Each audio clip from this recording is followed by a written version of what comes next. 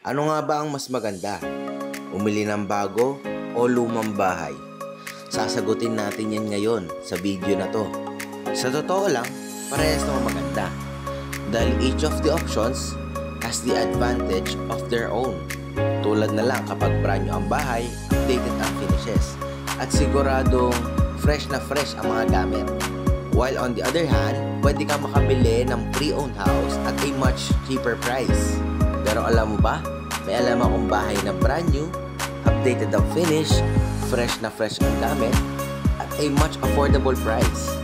Check out Sevilla Parkway. Pre-selling unit kaya makukuha mo siya sa pinakamurang halaga. At dahil doon, mas malaki pa ang pwede mong kitain. O diba, may instant investment ka na.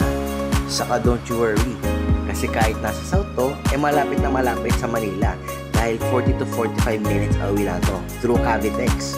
At malapit na rin siya sa mga necessary establishments. So hindi lang mismong bahay yung binayaran mo dito, pero yung laki ng time na masisave mo sa pagpunta mo sa iba't ibang lugar.